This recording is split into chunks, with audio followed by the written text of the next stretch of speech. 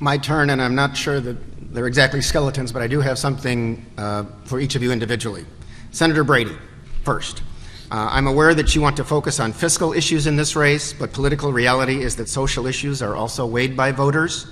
Your personal views have been that local school districts should be able to decide if they teach only evolution or also intelligent design, and that abortion should not be allowed in cases of rape or incest.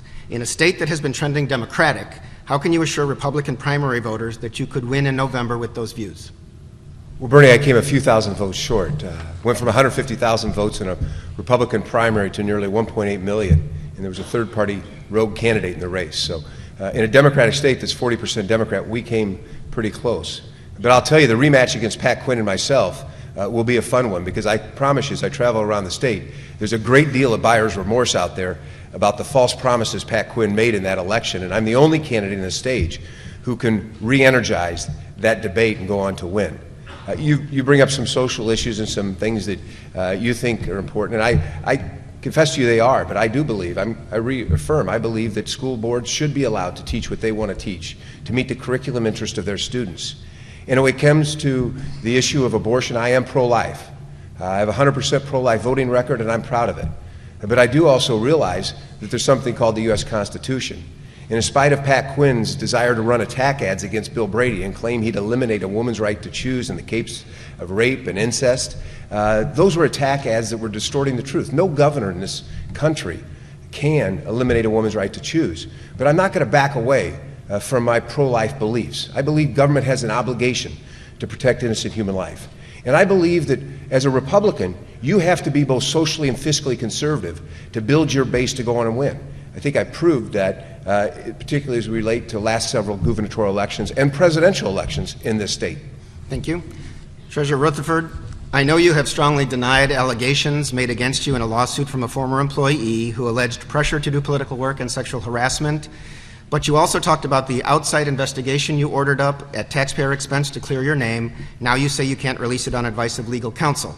Shouldn't voters get to see that report now before the primary? And if they don't, aren't you asking them to cast ballots without adequate knowledge about you? I would very much. There you go. I would very much like for them to see it. In fact, when I made the announcement that we're going to release it, that was totally the intent.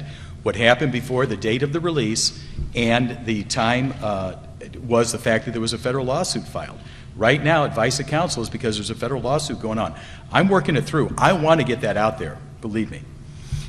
You also have said that Mr. Rauner is behind this. Do you have any proof at this point? I do not have direct proof to that. Thank you.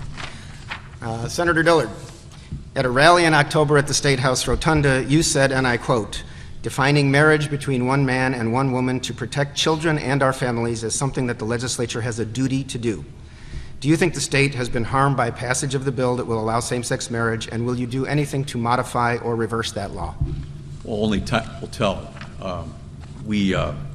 I have no plans to modify that law. I am laser-focused, Bernie, on my plan to make us a destination economy for job creation, and hopefully we'll get to our plans on how we make the state of Illinois itself fiscally responsible and have a balanced budget again.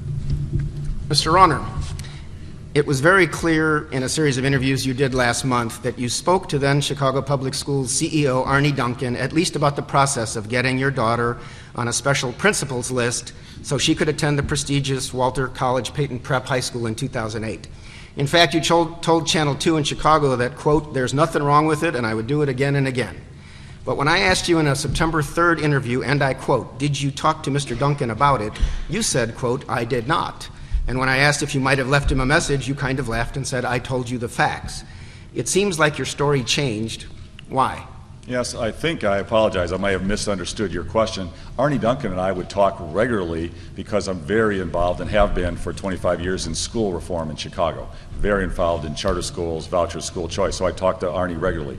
I don't really recall much of the conversation that my wife and I had around the time of our daughter's application to Walter Peyton College Prep. The important issue is we did not ask for any special favors, special treatment, special deal for our daughter. Our daughter applied. There are 3 criteria to go to magnet schools: grades, test scores, and attendance. She had straight A's, perfect entrance exam, but she had pneumonia in middle school.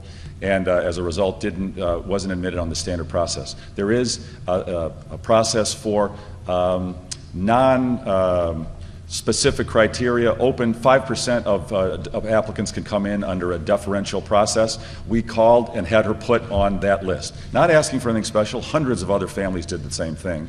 And she was immediately accepted because she's such a superstar student. You also in June talked to Carol Marine of Channel 11 in Chicago, and she asked, did you talk to Arnie Duncan? And you said no, which again seems to conflict with what you told the other stations later. Yeah, no, well, that's fair. I mean, frankly, my wife and I, we have some disagreement about who talked to who when. I don't really recall. I talk to Arnie all the time. I don't really recall talking to him about this much. The reality is, neither my wife or I asked for special favors. And our daughter was very excited and honored to go to that school. And the fact of we want school choice for every parent. We worked hard in Chicago to do it. Didn't ask for any special favors for us.